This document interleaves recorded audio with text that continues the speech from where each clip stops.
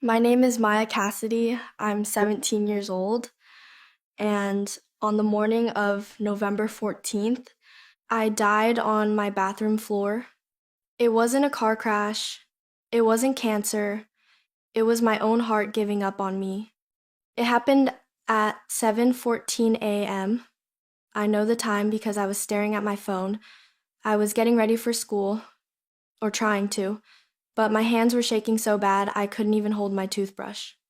It started like every other panic attack I'd had since I was 14, a tightness in the chest, a little flutter like a bird trapped behind my ribs, but then the bird turned into a fist, a cold, iron fist squeezing the life out of me.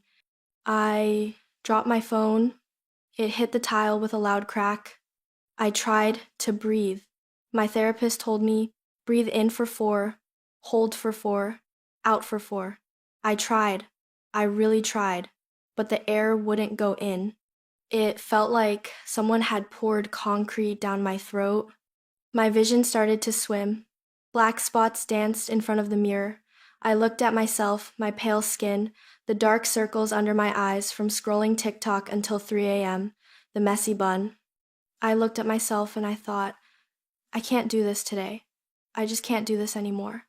My knees hit the floor first, then my shoulder. I tried to call out for my mom. She was just downstairs making coffee. I could smell the toast. I could hear the morning news on the TV, just 20 feet away. Mom, I tried to say, but nothing came out, just a wheeze. My heart was beating so fast it didn't feel like a beat anymore.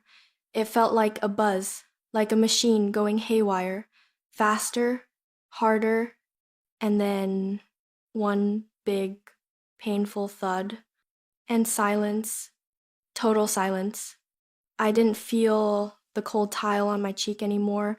I didn't feel the fear. I just felt light. Before I tell you what I saw, you need to know who I was, because I think a lot of you are just like me. I was a good kid. I got straight A's. I played volleyball. I went to youth group on Wednesdays. To everyone else, I was Maya the achiever. Maya, the girl who had it all together. But inside, I was drowning.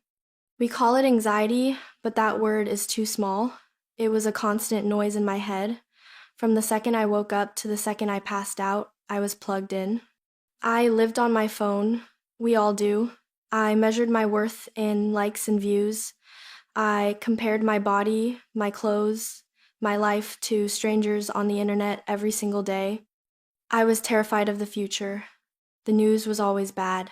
War, climate change, politics, hate. It felt like the world was on fire and I was supposed to just sit in geometry class and pretend it was fine. I carried this heavy blanket of doom everywhere I went. I was tired. So tired. My soul was tired. I remember thinking just a few days before I died, is this it? Is this all life is? Just worry and noise until we die? I didn't know how close I was to finding out the answer. When my heart stopped, the noise stopped.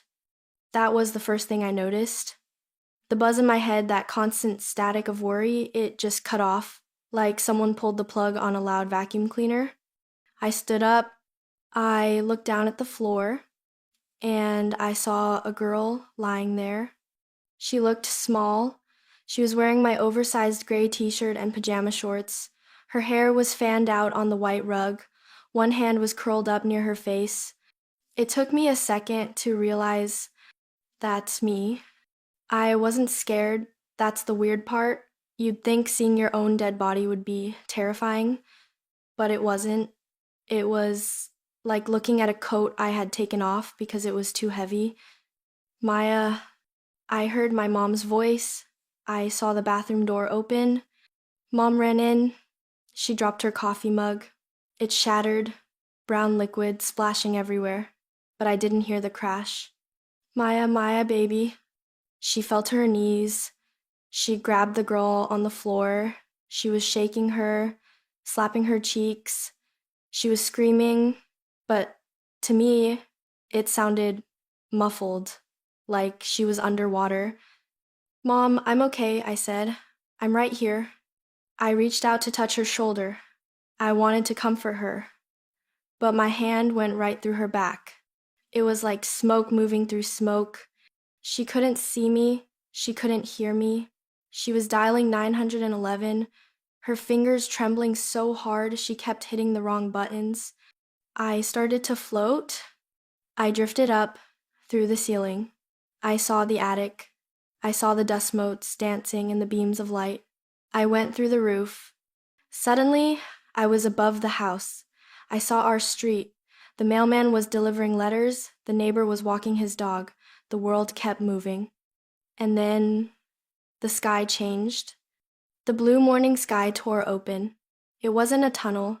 It was more like the world just dissolved. The trees, the houses, the clouds, they all faded into a gray mist. I was alone in the gray, and I started to fall. Not down, but in, into something deep. I wasn't falling for long. The gray mist began to shimmer. It started to turn gold, but not like gold metal. It was like liquid sunlight. And then the atmosphere changed. Have you ever stood next to a massive waterfall? You know that feeling of raw power? The way the ground shakes and the air feels thick with energy? That's what I felt before I saw him. The air around me became heavy, but in a good way.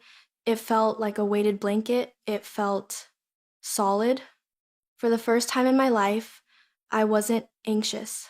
The knot in my stomach was gone. The racing thoughts were gone. Then he stepped out of the light. It was Jesus. But he didn't look like a painting. He didn't look like a ghost or a spirit. He was the most real thing I had ever seen.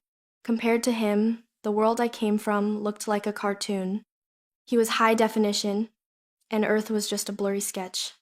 He wasn't wearing white robes. He was wearing light. It looked like he was wrapped in the colors of a sunrise. Ambers, deep reds, blinding golds. It moved and shifted around him like living water. I looked at his face. I didn't see a beard or long hair at first. I saw his eyes. They were like oceans, deep, endless, and churning with life. When he looked at me, I felt a physical wave hit my chest. It wasn't a wave of judgment. It was a wave of stability. That's the only word I can use, stability. My whole life, I felt like I was walking on a tightrope in a hurricane. Everything was shaky. Everything was scary. But standing in front of him, the ground stopped shaking. He didn't say, "I love you." He didn't use words at all. He projected a feeling into me. It felt like a warm hand placed firmly on the center of my chest, right where the panic attack had started. Peace, be still. It wasn't a command. It was a fact. In his presence, fear couldn't exist. It was physically impossible for fear to survive this close to him, like an ice cube trying to survive inside a volcano. It just melted. I fell to my knees, not because I had to, but because my legs couldn't hold the weight of how good it felt. "Maya," he said. His voice didn't come from his mouth. It came from everywhere. It sounded like the deep hum of a cello, vibrating right through my bones. "You are tired, little one." I looked up at him, tears streaming down my face. But they weren't sad tears. They were relief. "I'm so tired," I whispered. "It's so loud down there. It's so loud." He knelt down. He was tall, so tall, but he knelt down until he was eye level with me. The light around him softened, so I could look at him without blinding myself. "I know," he said. "I know the noise. I know the weight." He reached out and touched my head. His hand felt like warm energy. "Come," he said. "Let me show you what the noise really is." The scene changed instantly.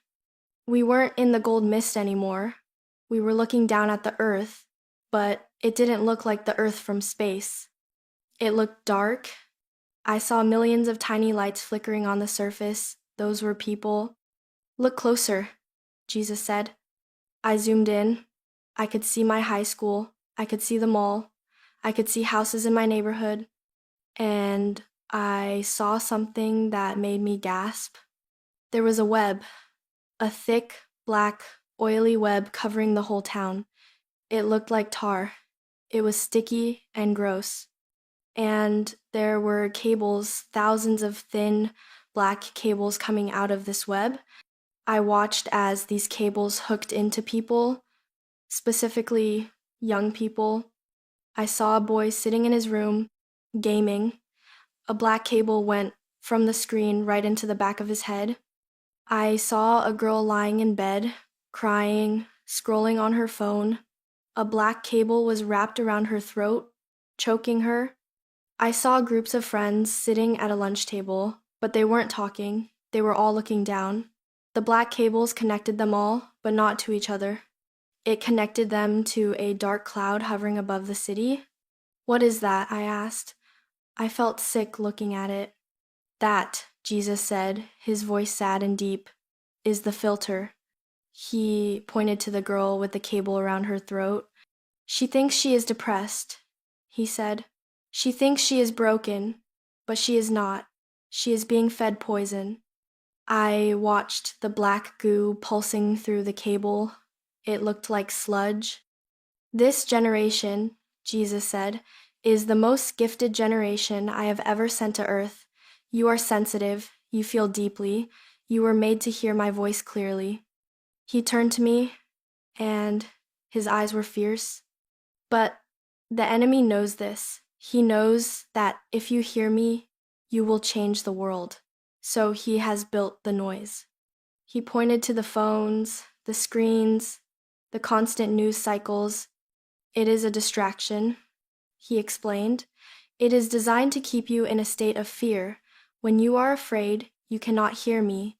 When you are comparing yourself to others, you cannot see who I made you to be. I watched as the black web pulsed. Every time a notification dinged, the web got tighter. Every time someone posted a mean comment, the sludge moved faster. It wasn't just technology, it was spiritual. I saw demons, small, dark, frantic shadows running along the cables. They were whispering things into the kids' ears. You're ugly. Nobody likes you. You're going to fail. Just give up. The kids thought these were their own thoughts. That's the scary part. They thought they were thinking it, but they weren't. It was being whispered to them. They think they are sick, Jesus said, but they are under attack. Then the scene changed again. Jesus took me to a garden, but it was a mess. There were weeds everywhere, thorns, garbage. The ground was dry and cracked. This is your mind, Maya, he said gently. I felt embarrassed. It's ugly. It is neglected, he corrected. He walked over to a pile of trash in the middle of the garden. He picked up a crumpled piece of paper. It was a tweet I had read 3 years ago, a mean comment someone made about my clothes. You kept this, he said. He picked up a thorny vine, and this is the fear that you will never find love. He looked at the dry ground. You spend hours every day watering the weeds. He said, you scroll, you watch things that scare you, you listen to music that tells you life is meaningless. You are pouring dirty water on your garden and wondering why no flowers grow. I started to cry. It was so true. I consumed garbage all day long, and I wondered why I felt like garbage. How do I stop it? I asked. Jesus smiled. He waved his hand. Suddenly, rain started to fall on the garden, but it was golden rain. It was the same liquid light I saw earlier. As soon as the rain touched the ground, the weeds withered and died, the thorns turned into dust, and green shoots popped up, fast, like a time-lapse video. Beautiful flowers, blue, purple, red, exploded out of the ground. The air smelled like lavender and honey. My peace, Jesus said, my word, my presence. He looked at me intently. Maya, you have to unplug. You have to step away from the web. The enemy wants you constantly connected to the world, so you are disconnected from me. He placed his hand on my shoulder. The cure for your anxiety isn't just a pill. It is my presence. You need to sit in the silence. You need to turn off the screen and turn on your heart. If you give me 10 minutes of silence, I can heal 10 years of noise. I looked at the beautiful garden. I felt so light. I felt so free. I want to stay here, I said.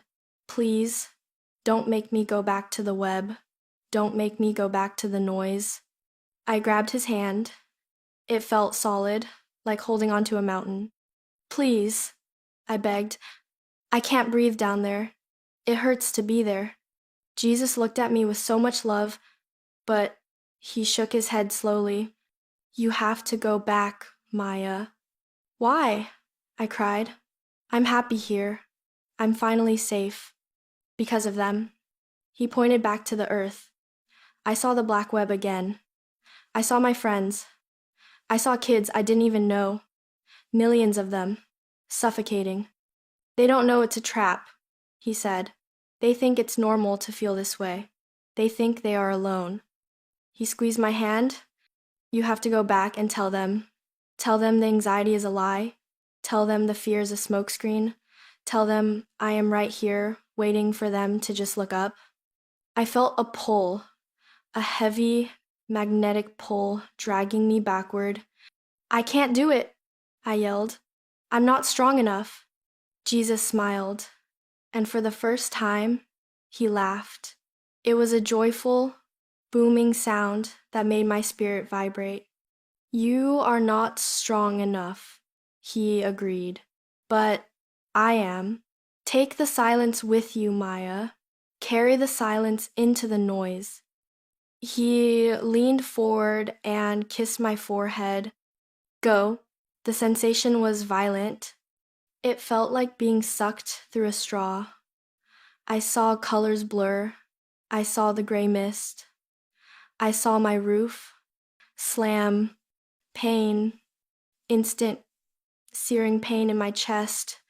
My eyes flew open. Clear. Thump. My body jerked off the floor. I gasped. The air rushed into my lungs, burning like fire. I started coughing. We got a pulse. We got a pulse. I was blinded by lights. There were people everywhere. Strange men in uniforms. My mom was screaming in the hallway. The bathroom was crowded. My chest felt like it had been kicked by a horse. I found out later they had to shock me 3 times. A paramedic was leaning over me. He looked sweaty and stressed. Stay with us, Maya. Stay with us. I looked at him. I looked at the ceiling, and I started to cry. Not because I was in pain, but because the colors were gone. The golden light was gone. I was back in the gray world. I was back in the heavy coat. They loaded me onto a stretcher. I remember the bumpy ride down the stairs. I remember the siren wailing. But even through the sirens, I noticed something. The static in my head, it was gone. The fear, it was gone. I closed my eyes in the ambulance amidst all the chaos, and I could still feel it, that solid, warm feeling of stability. The anchor, he had kept his promise. I brought the silence back with me. I spent a week in the hospital. The doctors ran every test. They said I had a freak electrical malfunction in my heart caused by extreme stress. They said I was lucky to be alive. But I know it wasn't luck. I'm sharing this story because I know who is watching this. I'm talking to you, the one watching this on your phone at 1 a.m. because you can't sleep, the one who feels like your chest is always tight, the one who feels like the world is ending. I want you to know something. You are not broken. You are under attack. There is a war for your attention. There is a war for your peace. The enemy wants you scared, distracted, and comparing yourself to everyone else so that you never look up and see the face of God. Jesus showed me that our generation, Gen Z, we are suffering because we are starving.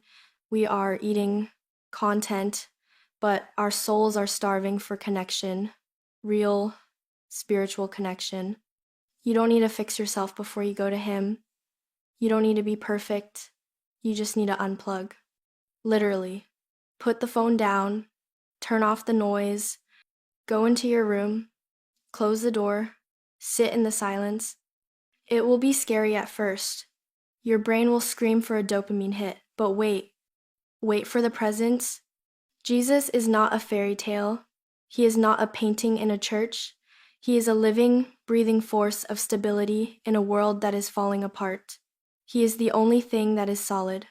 He told me to tell you, you are not alone in the dark. He is standing right there, just outside the web of fear, waiting for you to reach out. My name is Maya.